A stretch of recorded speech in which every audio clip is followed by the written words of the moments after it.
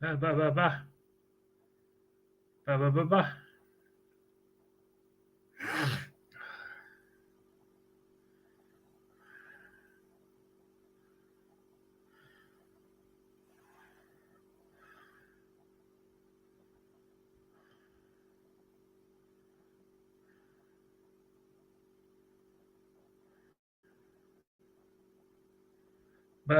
Just waiting for Greg if anybody's watching this.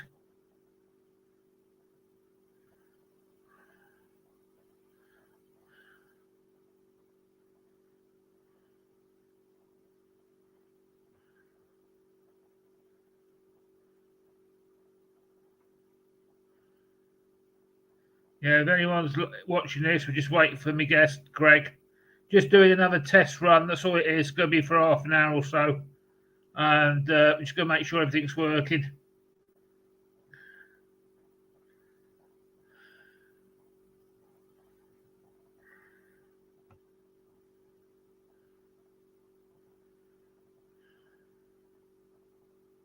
All right, Rod, how you doing, mate? Got you.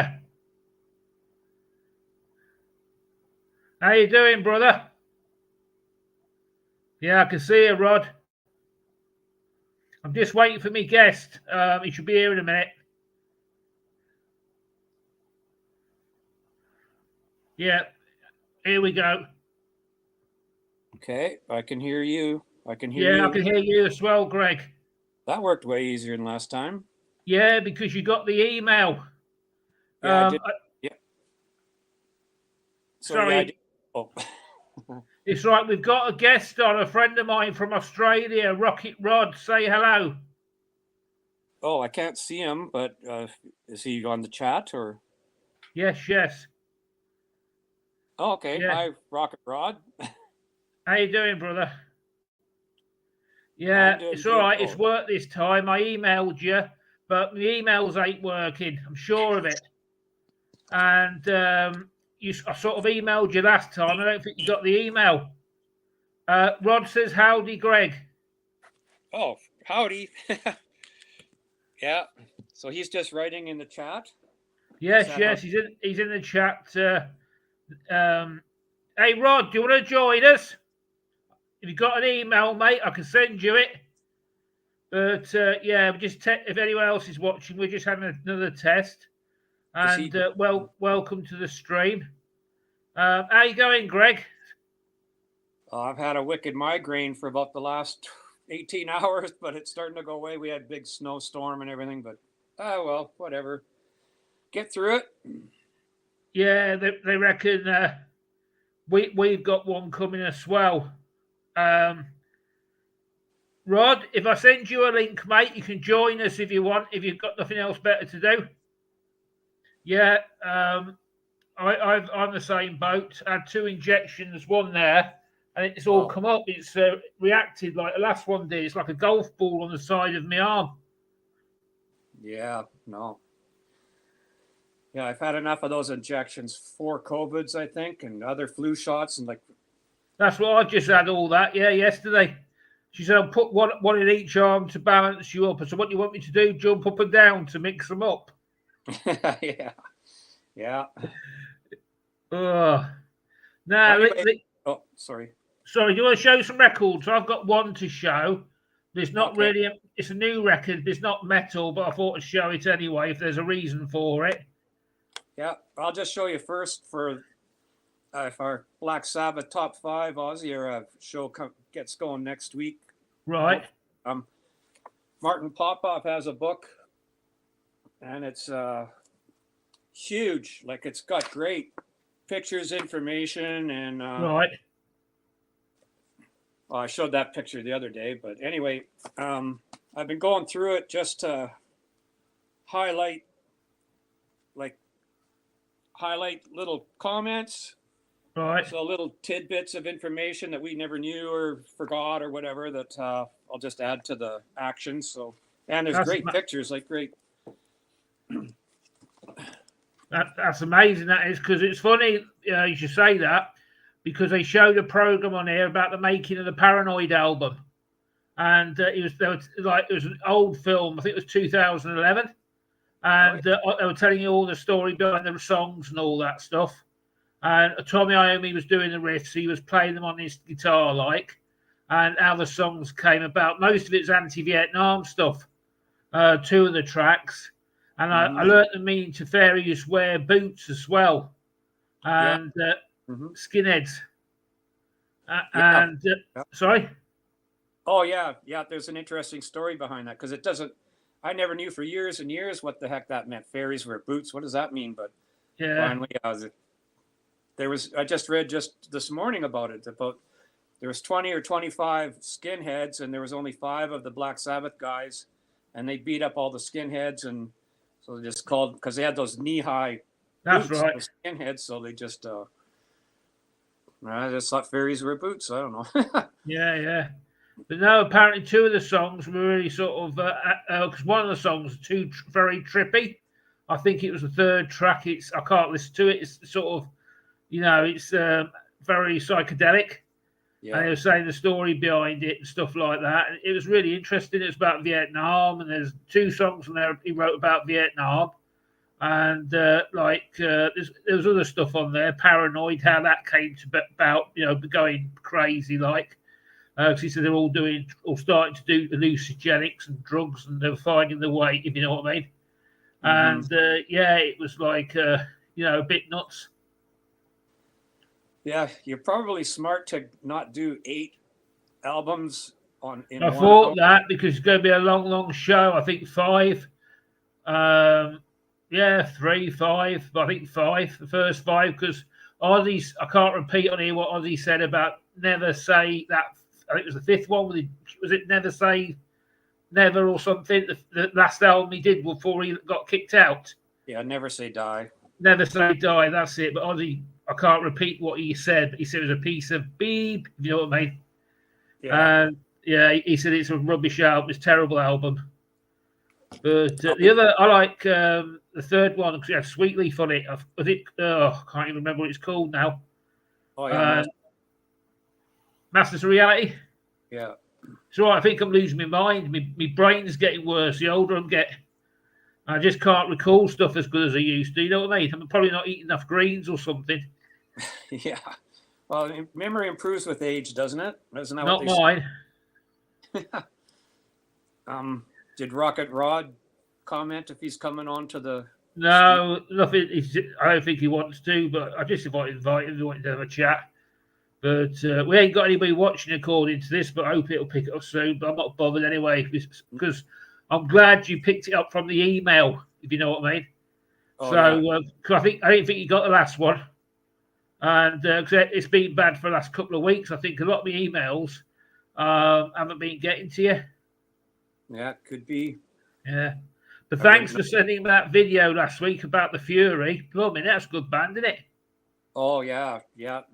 Local as well, Birmingham, I think. Yeah, and not very old. They're not an old group. But their sound is excellent. I still say they're better than the songs I've heard from Priest and Saxon. And what was the other one? I think those were the 2. Anyway, I like that. It's almost the same as them, but just not quite as, I don't know, heavy maybe. I don't know. These are more good time melodic, but it's still just as rocking. Yeah, that's sort of good depth in the lyrics as well. You couldn't say to it all. There was heavily influenced by Maiden and Sabbath, but you couldn't pick out any Maiden or Sabbath riffs. And I like the lyrics. I thought there was some depth. They weren't shallow, if you know what I mean. I think a lot of these new bands just they sort of rip off a few Judas Priest riffs. The songs like Elves and the usual heavy metal fare, you know what I mean? But this band, I like the lyrics as well because they have some depth in the songs, you know what I mean? I think he put some thought into it. Yeah, I'm tired of "I Love You, Baby" lyrics for 50 years, so you don't need to retread, something to have more depth. Yeah. Like Rush's 2112, I like the story of that. Like even it makes the slow, boring parts meaningful because it's part of the story. It's just part of a story. Wow, yeah. Sorry. Speaking of Rush, I've been on a bit of a Rush kick, but have I showed you this before? It's a box set. I've seen it before, but not on the video on this. Oh, wow. It's a giant, huge box set of the first album. Like, I don't have much light in here, do I? Let's see. I don't know if that'll help. But anyway, it has all that stuff, and then it has poster. Yeah. Which is pretty nice. I don't know why I haven't put it up, but it's... Yeah, very early. Yeah. And what's it though? Oh, it's the album, the song names. I thought maybe it was cities, but Yeah. What else? It has the album on the Moon Records label, which was their original label, because you don't see that very often. Yeah. Don't know if it shows up. Yeah. What else was there? There's this postcard, John Rutsey of Rush. John Rutsey, was he the original guy Yeah. who was with Geddy Lee, who wrote the first album before the other guy took over? Yep. And there's this funny looking reel to reel 40th Right. anniversary reissue. That's And- obviously the first album, so there's a story behind that, wasn't there? I don't know it. But apparently they recorded the album and he left or something, and Geddy Lee they literally did the final cut in a night because that was he had to redo it all apparently. I think he had a deadline or something. I read about it. I don't know if you've heard that as well. No, I actually really haven't heard any stories about the recording of the first album. I should definitely find out more about it, because that'd be very interesting. On a Rush family tree. Yeah. But yeah, no, I'll have to check that out. It was very Led Zeppelin-y. What do you think? They sort of do you think there's a lot of heavily influenced by Led Zeppelin or? Yep, I'd say so. Yep, and I wish they stayed this way, but they didn't want to. No, they went very proggy, didn't they? Yeah. Yeah, I mean the first like 3 or 4 albums. Yeah. Well, there's that one little item that was fun to. I was given that to me by. I don't want to get it wrong.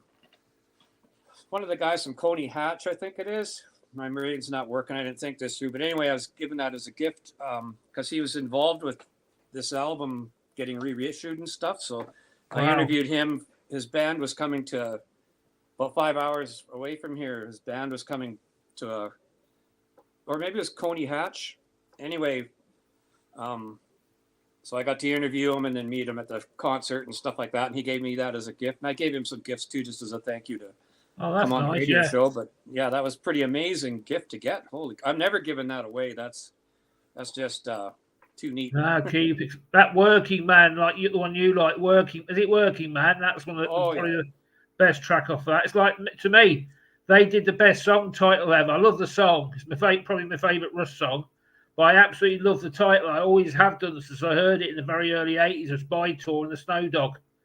And it's just a genius name for a song. You know what I mean? Yeah. No, I thought of doing a top 10 Rush songs of all time, and that's in my. Well, I don't want to give it away, but it's definitely in my top 5 anyway, for sure. So. It'll be, I won't give it away. But you can guess which one it'll be mine in. It's just a fantastic song. Yep. The guitar tone and everything. Last night I was watching a bunch of Rush reactions, people listening to Working Man for the first time, and watched some footage of them doing Anthem off of Fly By Night from 1974 in a high school in Ontario, and just stuff like that, just some vintage Rush stuff. And I'm like, wow, this is just amazing. Yeah, well, Geddy Lee did one of these talks in the UK a few months back. They sort of goes on the stage and he talks about his career to an audience, and I think he's just written an autobiography, isn't he, or something? And he was talking, obviously, to promote that over here. And I saw it on the TV, like, it was all right. But I mean, there was none near me, like, so I would have gone there, like, he wasn't anywhere near me. But it was very, very interesting, like. But I do love that first Rush album. And was it the second one with the owl on the cover? I can never remember what it's called. The one with the owl on. Yeah, the second one's Fly By Night. Yeah. Yeah, Fly By Night. That's it. No, I think. Sorry. It's a time lag. any Rush songs made the radio? Did it have to go wait till the early 80s for Rush to get on the radio over there, or did No, I sort of discovered them. It's a funny story because I used to be a record tape, what they call a tape trader in the UK. And that's how it was sort of like a genesis to become a record collector. And you started off because obviously we had no money. And we used to trade, it was highly illegal, but it was a copyright issue. But we used to swap tapes. And when I started collecting records, I think somebody had the records. That's how I heard it. I mean, it was released over here. And I thought, this is good. And 2 or 3 of my mates sort of through my life, All the World's a Great Stage, the concert album, I've always had it in their collections. And they've always given it a spin. That's how I come to know the album. And it sort of only been out a couple of years. That wouldn't have been out long. And somebody had it in their collection. And a few other friends had it in their collection. That's how it ended up in my collection. Like, and I've always liked the album. There's one, like I say, one song that stuck out with me was By Tor and the Snow Dog. And anybody says Rush, By Tor. I just love the title. It's a fantastic title for a song. And that's why I love it so much. That sort of album's just stuck out for me. You know what I mean? Yeah. When I was trying to get, me and some guys were trying to get a band together a few years ago, and one of the names I wanted it to be was the Snow Dogs, just because Snow Dog sounds just like a snow owl on the cover. There's an owl in the snow. Like that, and I just thought the Snow Dogs, especially being where it's snowy out. I mean, but they didn't go for it. But yeah, because of that title, it's so cool. Yeah, it's always the way, though, isn't it? That'd be a good title, that would have. You could have been a mega famous pop star now, rock star. Yeah. You just need a bit of luck. And one other expression I always thought was good for a band, but I didn't think it would fit in. But on one of UFO songs, a few times the singer goes misty green and blue, like it's on the UFO Strangers of the Night, but misty green and blue, I always thought that was a cool kind of expression, a kind of, I don't know, really colorful thought from that, but I didn't know if it worked for a band, so I didn't suggest it, but thought if I could incorporate something like that. Yeah, wow. Did you ever try and get in a band, or did you ever sing? I've seen a lot, but it was like a pub. And I never I think we talked about this before, I never liked huge concerts. I like to pick the small, intimate gigs. I mean, when you get up on stage with them.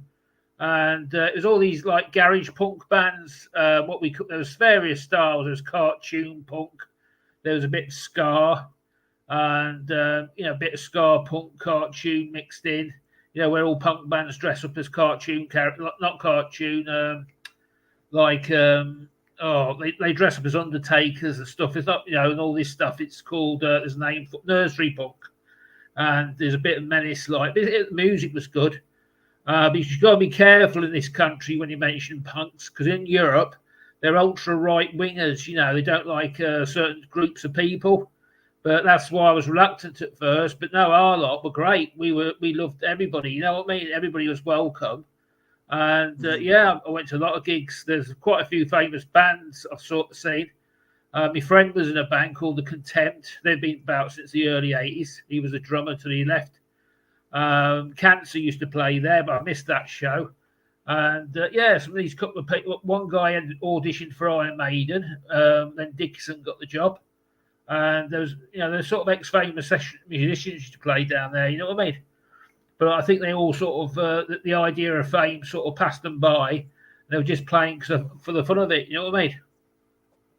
But did you ever go on stage, or even in a jam room? Did you sit behind a drum kit while the rest of the group was playing? No, my mate wouldn't let me. He said he'd kill me. But I went on stage once. That was good. I did a bit of backing vocals, but my mate said, "No, sit on his drums. He'd kill me." But I wasn't like musicianish. I mean, a lot of people on the VCR, like Scott and that, with his singing and that. It wasn't like that with me. I was just like a spectator. And went to the shows it's just great.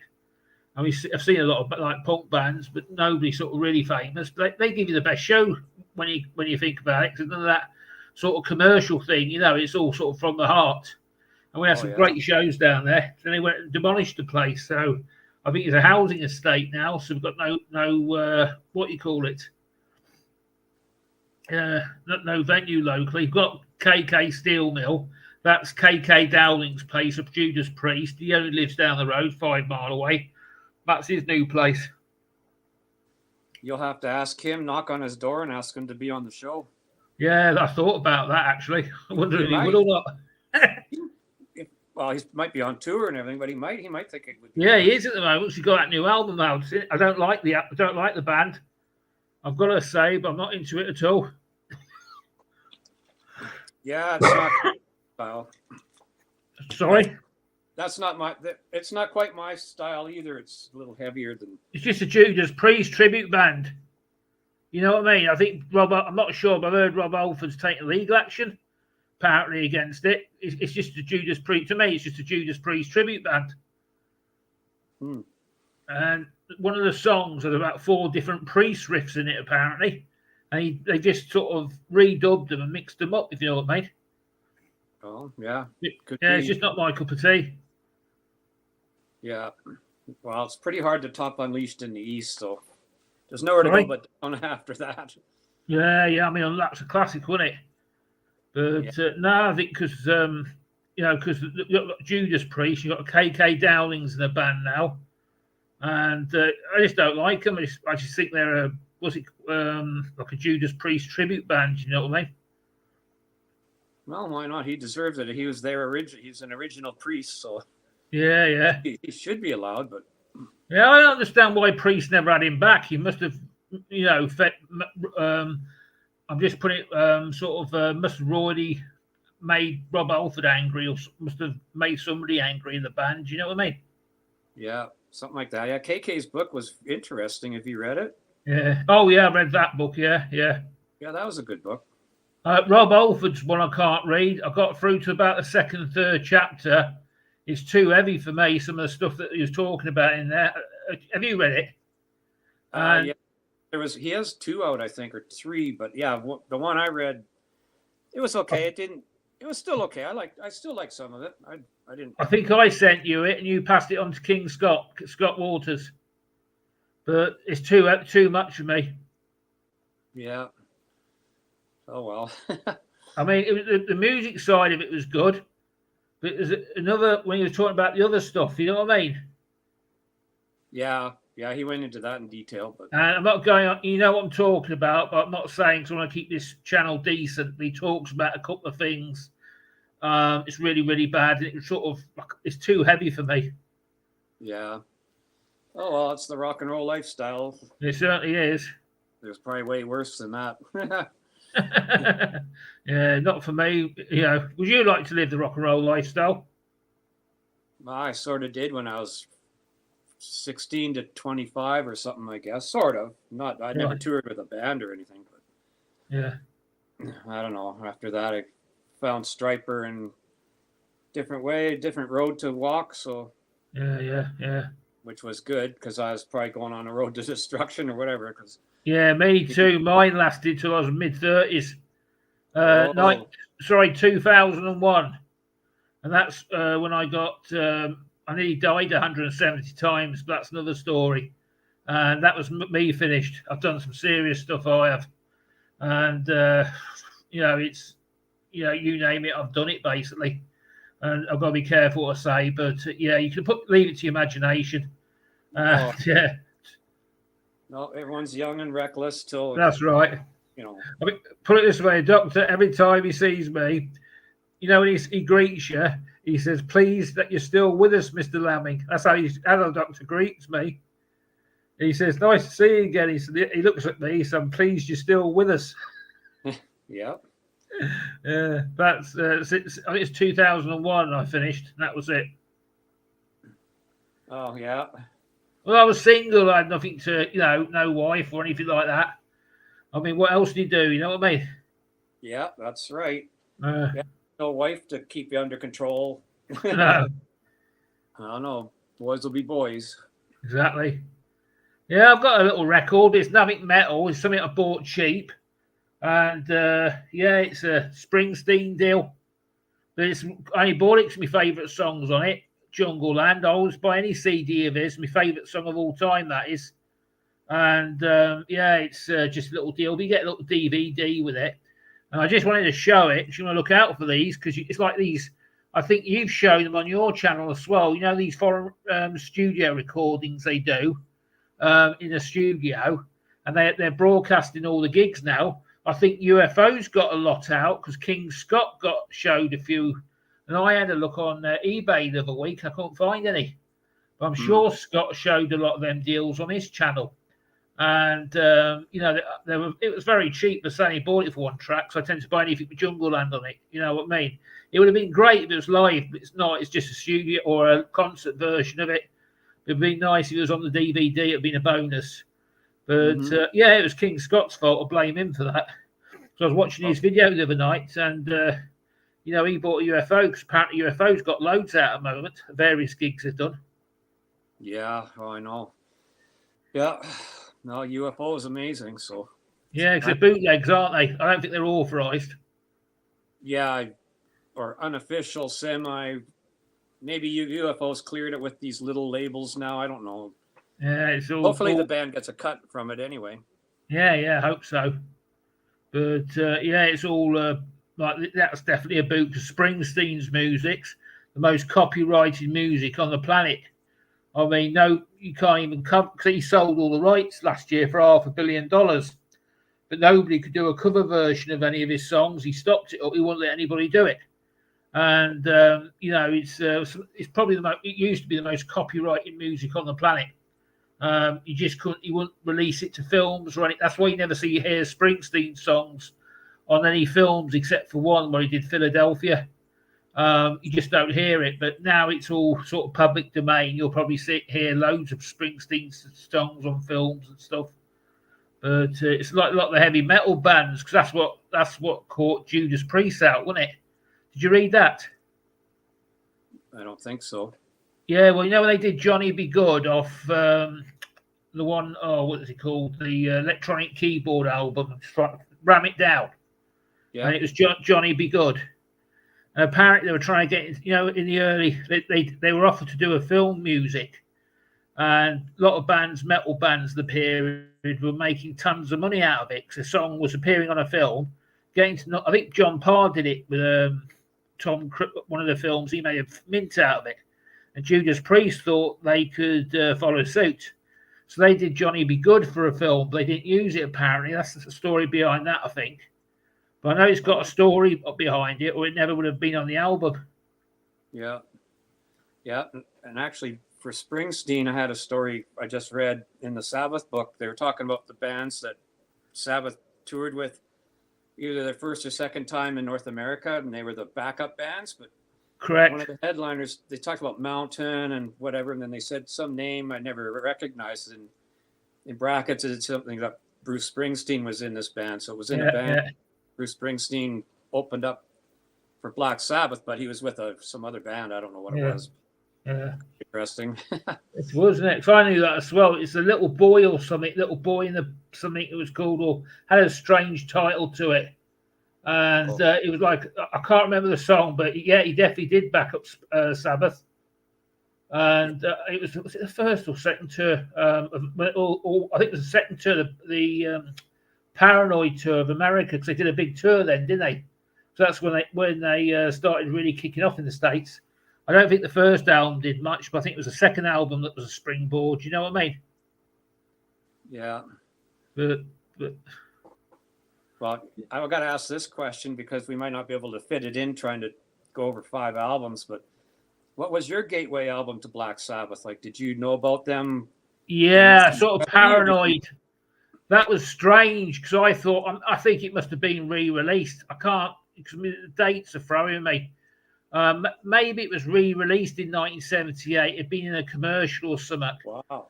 But I don't know. But if it was 73, I must have been 6 when I got into metal. But yeah, it was Paranoid, that song. Whether I heard a reissued, re-release thing. But it's weird because I was going through the collection. I'm going to be transparent. I had to buy a couple of the studio albums because they were very cheap. For the simple reason is all my Sabbath albums are on live discs because I think they sound better live in the studio. You know what I mean? Mm-hmm. Because I'm not being funny, but there's some right dross on some of their studio albums. A couple of tracks really sort of, they're. I don't sort of get on with them. You know what I mean? No, So, I know. do you agree or? Oh yeah, no, I've ranked every song for Yeah, that we're going to show, and there was some zeros on there. yeah. You could definitely say they're under the influence, heavy influence of some when they writ them. And so when I bought them, I tended to go for the concert album. You know what I mean? Yep. But that was another. I don't think I've told you this story, but that was another story. I could have gone and seen them live. I think it was the first Ozzy album, the first time Ozzy rejoined them. I think, but they were at the NEC, and I couldn't make up my mind. I was stood at the counter, the ticket, literally go buy the ticket to go and see Sabbath, but I daren't buy it because every time I booked a gig, I had to work. So majority of me working career, I was working nights, so I didn't. So the bosses, "No, you're clear," went back and it sold out. Somebody must had the ticket. It all sold out. Like, you know what I mean? It was like pre-internet, and it was all sold out. You know what I mean? So what year would that have been? What Oh, show? I can't remember. Another round about the time. Was it probably a bit after the Deep Purple fiasco? Was it before then or after then? I can't remember, mate. But it's like Deep Purple. I should have seen that one as well. It's a famous CD when Blackmore was playing with Purple when he walked off. I think it was his last gig he ever did with Purple. It was in NEC, Birmingham or somewhere local. And Richie Blackmore, he started on the second track, played a great set, but he walked off, and that was him finished with Purple. And I was supposed to have gone to that gig, but work got involved. Work did get involved then, and I couldn't go. That was a story in my life. Yeah. I used to work nights, and you just couldn't. You sort of like you was on shift. There was no sort of going sick or anything like that. So I couldn't afford to lose my job. You know what I mean? So I was on nights. And it was very hard to sort of plan social events. You know what I mean? Yep. Yeah. And speaking of events, tonight's the night. Last Kiss show ever, and well, do you think so? They've been saying that for the last 40 odd years, haven't they? With an asterisk, yeah. About 3 years ago, I went to Vancouver because it was supposed to be the last tour. So I thought, okay, if I'm ever going to see him again, it's going to be now. And I went, and now then they had another end of the road tour. So I don't know. Who knows? I mean, when did they start the end of the road tours? About the late 80s, it must have been, mustn't it? Oh, they might have had I don't know. I don't know the sequence of. But I think they had an end of the road tour. They took for 2 or 3 years out, then they were back with a reunion tour. And it's been going on ever since. They sort of take 2 or 3. They had what I think was late 80s, the first one was. And I think they do that to make the money because it gets more people in. You know what I mean? Because we're back. And I just wonder if it will be the end this time or will they be coming back at a future date? Yeah, I don't know. I know they had a ceremony at the Empire State Building with them there. And they have a big switch, like a big giant electrical switch. You go like that, and it turns the lights on outside the building. And they had some kind of light show going on that went along with Rock and Roll All Night. So they got to flick the switch. And I saw a picture, but I don't know if it's somebody photoshopped it. But they had the whole Empire State Building, but it was Gene's face, like 100 stories tall.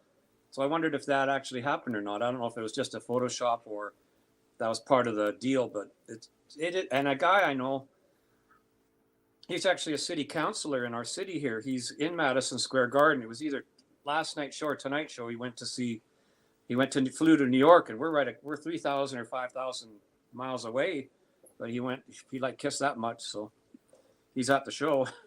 Oh, fair play to him. But yeah, just when Kiss say that, I think to myself, well, is it going to be the last show? Are they setting us up for another sort of tour? But look at the age of the guys. I think it could be the last show. Cause it must be in the late 60s and early 70s now, mustn't they? Gene Simmons must be getting on a bit now. Yeah, because Motley Crue, didn't they put their blood into a little drop of blood into some vat or something to signify the last tour a few years ago? Now they're touring again. Can't remember, unless that was just for a cartoon. Maybe that was for a comic book. Oh, I don't know.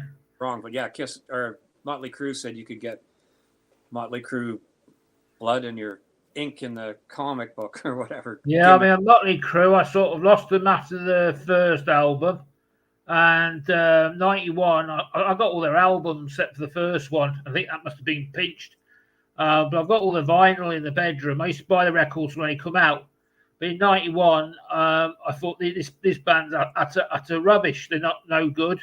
And I saw straight through them. You know what I mean? They were just like, you knew what they were doing. They were the music for the money. You know what I mean? And now I think they're skint. But apparently, what I've heard is the American gigs were so bad because that Vince Neil now can't sing. And he says apparently half the audience want their money back and they're taking legal action against them for something or something. But I saw a bit of it on YouTube and you can hardly hear Vince Neil now. His voice was totally gone. You know what I mean? You can't charge people for that sort. You can't charge people for that. You know what I mean? Yeah, they had a mega tour here.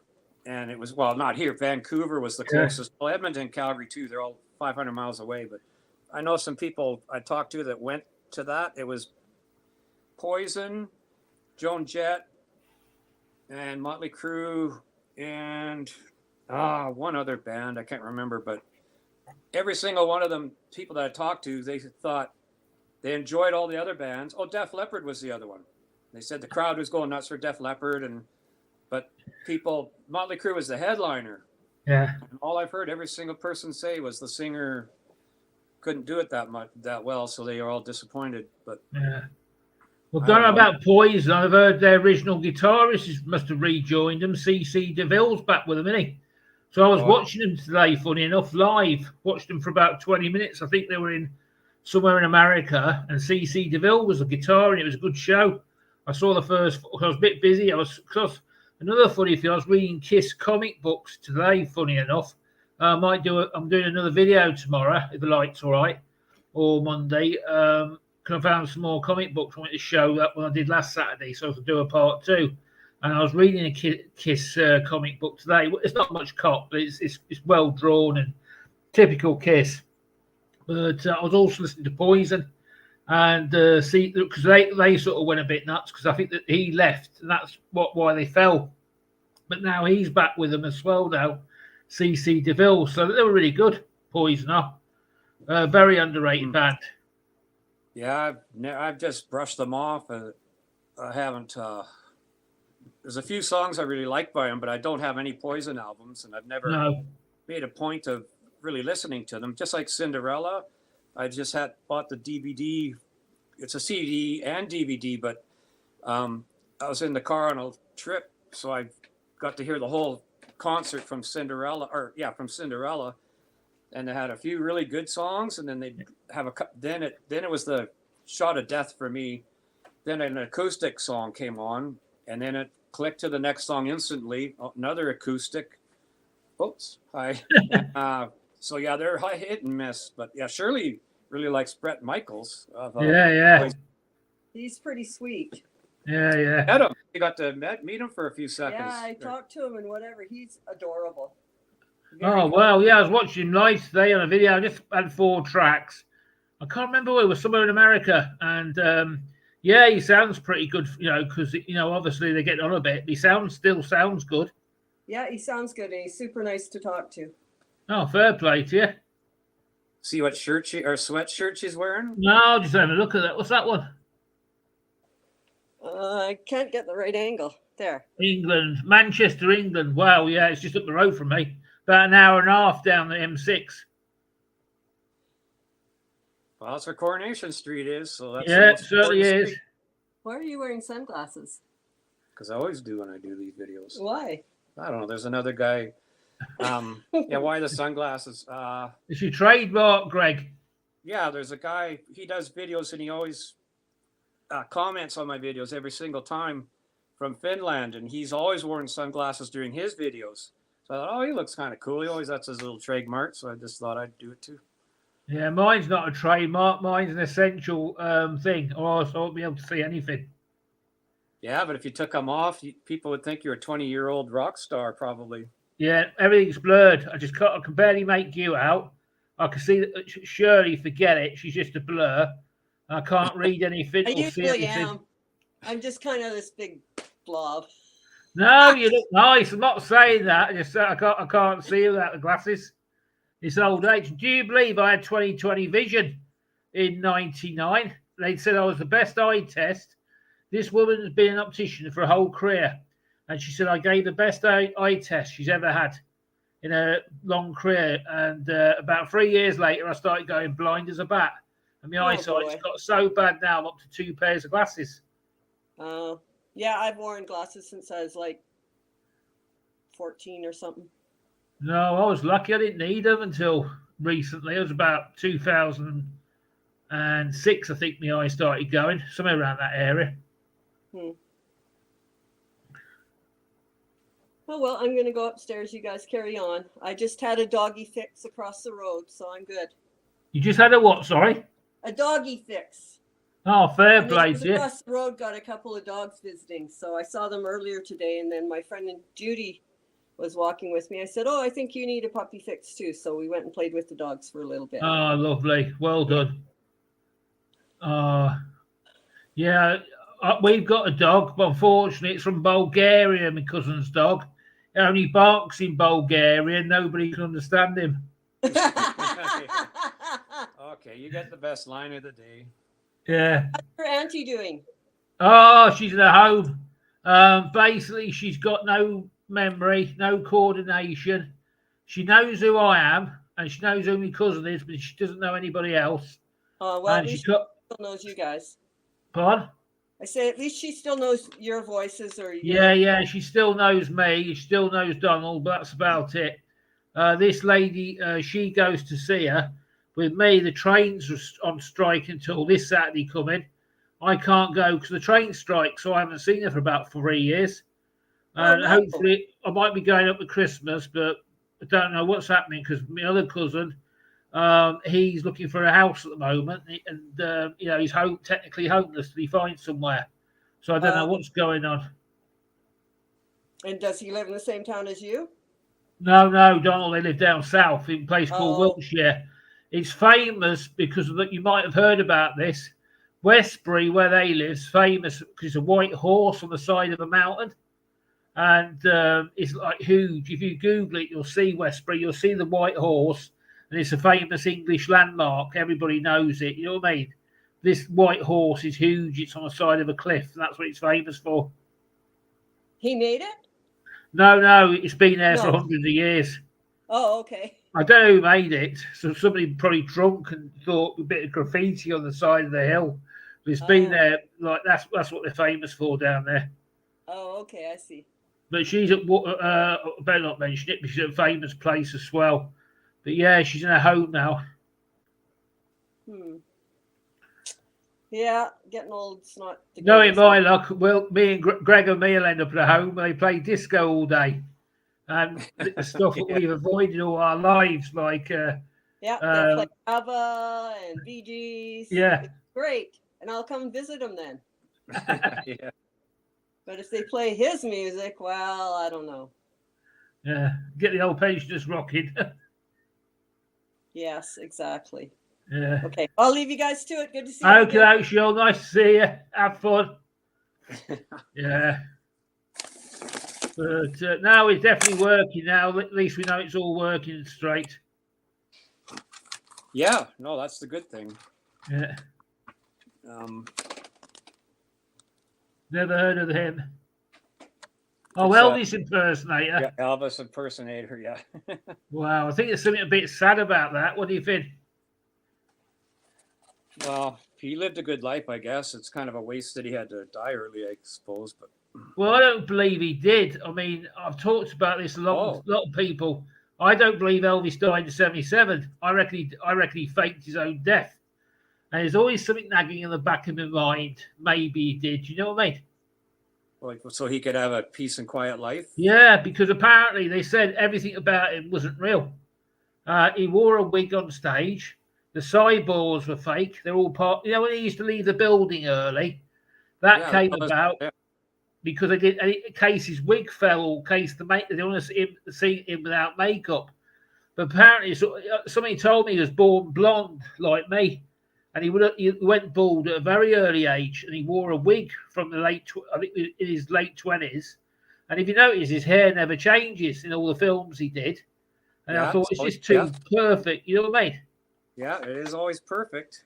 And yeah, I mean, even on stage, he wore the wig and cyborgs. They reckon were fake. And yeah, I've got a feeling that he took it all off. Nobody would have recognised him, and he just disappeared into the sunset. You know what I mean? Yeah, could be. Yeah. But maybe I'm wrong and talking rubbish, but that's my theory on the subject anyway. Yeah. What do you think? 50-50 shot, I guess. I don't know Yeah. if he's sick of the limelight and the jokes about his weight and everything else and whatever. Yeah. I mean, he could do it with his influence as well. Not many other people could. They reckon that's how Jim Morrison went as well. The Doors, they reckon he did that as well. They can't prove it. They reckon there was a suspicion that he faked his own death as well and rid off into the sunset. Whether it's true or not, I don't know. I didn't hear that one before, but that's interesting. Yeah. That to me is one of the most overrated bands in history. But I shouldn't say that. I mean, I just don't get it. I don't know why they're so big and they're still selling Doors T-shirts. Yeah, same here. I agree with you there. Yeah, they are a bit overrated. But I can't handle the music. I mean, Jim, I can listen to about one track and that's it. Yeah, the one about I woke up this morning and I got myself a beer. That song, Roadhouse Blues. Yeah. I don't mind that song, but I don't like his singing in it. But I do like the music part. But, yeah. And after that, I have to shut it off. The instant I hear some of these other hit songs, it's click, off button right away. Same here, yeah. But no, I can't handle the Doors. It's like we talked about Frank Zappa. Can't handle him. The Doors is another band I can't handle. And Creedence Clearwater, there's some people that really like them, and I never understood what the appeal is, but whatever. Yeah, I like a couple of their tracks. Like the Elvis did covered one, didn't he? What's it called? Tina Turner did. I forgot what it's called now. And obviously, I See a Blue Moon Arising. But there again, it's funny because I like Rem. Have you heard of Rem? They're not a rock band, but I like some of Rem's stuff. Is This the End of the World as We Know It? And stuff like the funny, the lighter stuff. And it's weird because I can't handle like Doors, but I can listen to Rem. You know what I mean? But forget the Doors. A bit of Creedence, like a couple of their songs. It's like Rem. I've got a couple of their CDs in the bedroom. And I like Is This the End of the World We Know It?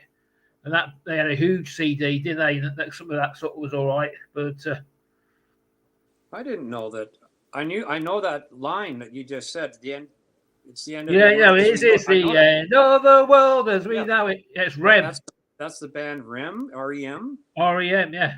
Because that's a weird mystery band to me. Because I don't even know what any of their albums look like, but I've heard the name. And have you ever heard of a band called Simple Minds? You probably had. Yeah, I've heard that name for sure, yeah. Well, you listen to their first two bands, they're very punk. Before they became sort of a mainstream band, they were a punk band. And apparently they were very good. And they did some really good... If you listen to the first couple of albums, don't pay a lot for them. You may pick them up for a sort of $1 bin or something. And if you come across some of the very early albums before they hit the mainstream, they're not... But they're listenable. It's like early punk, you know what I mean? It's like The Clash. Yeah, I love the Clash. Pardon? I like the Clash. That was about when I was a kid. Strummer. Yeah, but they switched from just punk to whatever commercial. Yeah, they did get a bit commercial, didn't they? I don't understand how anyone likes them, but the early stuff there was some good. Yeah, I like London Calling was like a soundtrack, and there's a few of their tracks like the Clash. That was the sort of band that was about when I was growing up. Another band I like is the Bad Manners. That's a ska band. They were phenomenal, but you won't like it. But it was like big in this country.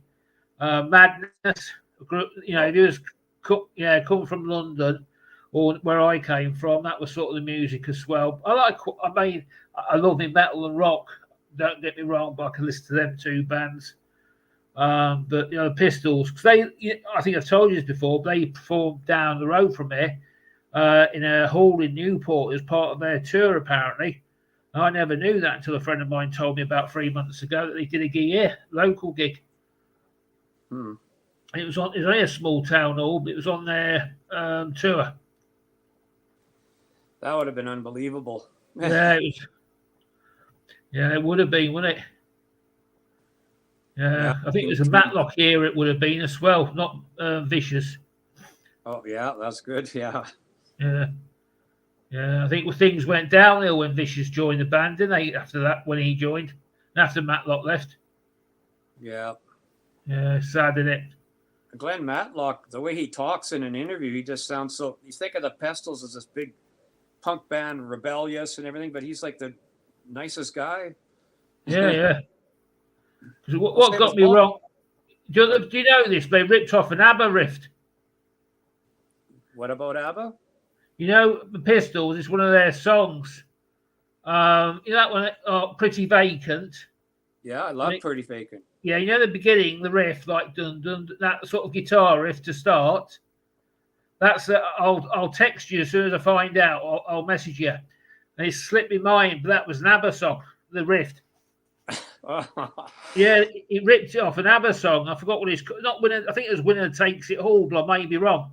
You listen to Winner Takes It All, the beginning of that, and you listen to Pretty Vacant.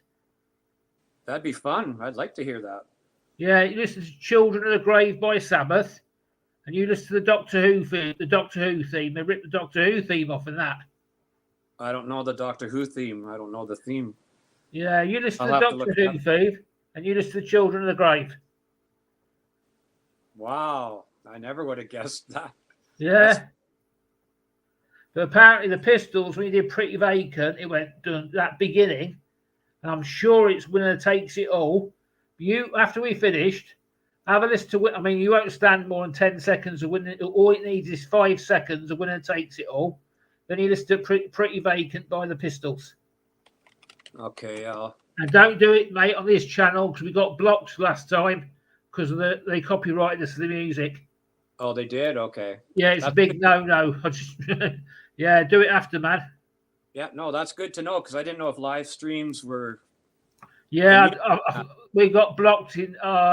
We were sort of billions of users all over the world. We got because it said restricted copyright, and the only thing I could think of because you played that mute, well, they could hear your music.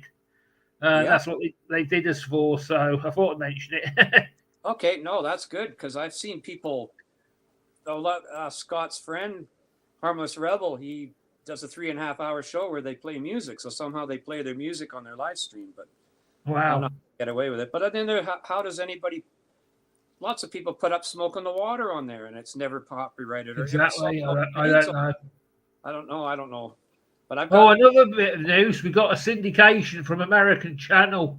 They offered 30 million. I turned them down. I says, no, not yet. We're still practicing. Can you come back next year? Oh, we can hold out for 100 million that way. That's good. Yeah, that's what I thought as well. That crossed my mind. Especially with King Scott maybe involved. That's yeah.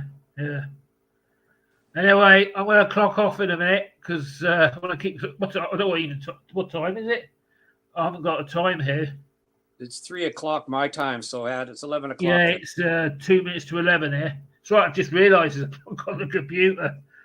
And if we could clock off, if you don't mind, we've got about half an hour before I hit the hay. Yeah, that's good enough. Yep, just wanted to test that opening, so we're not going. Yeah, and me, because I thought about it the other week.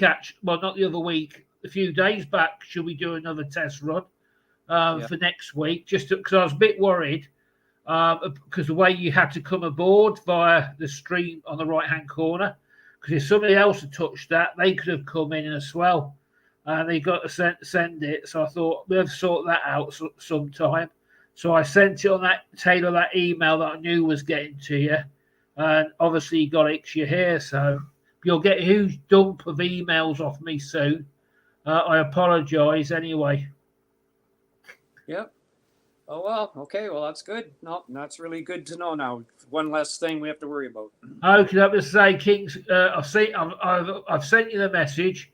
I'll contact you as hear from Scott and see what he says and where to go. But at least we know now everything's working, so we're good to go. And even if he can't make it for the Saturday show, do you want to just go ahead with it? Well, King's go Park. ahead. Yeah, I'm fine, mate. If you want to do a show every Saturday, I'm good. Yeah. It's only the time I'm out of action. If obviously something happened there, or I'm called away down south to my aunties, if something happens down there. But yeah, I'm good to go, mate. So we could do something regular. You say do a show, pull a few CDs out, have like a topic we could talk about. Keep the show down to about an hour, like tonight. I could pull out some CDs and stuff. Maybe you could pull out some CDs and do it that way. Yep. Yeah. If we have to, yeah, there's always that backup plan. So. Okie dokie. And also think about some people you want to invite on the show. It's dead easy now. If you want to invite anybody, to Well, do you know Harmless Rebels channel? yeah, I know Steve. Yeah, that would be one guy because he actually sent me a package in the mail a few years ago and stuff. So Yeah, and just contact him, say he wants to come aboard, Darcy, if he's about, if you want Darcy, or just think if you've got anyone you want to invite. yeah, yep. Okay, let's call it a night. Good night and have a great week. Okay. And Yep. The show resumes next week. Yep. No problem. Okay. Have fun. See ya. Okay. Bye.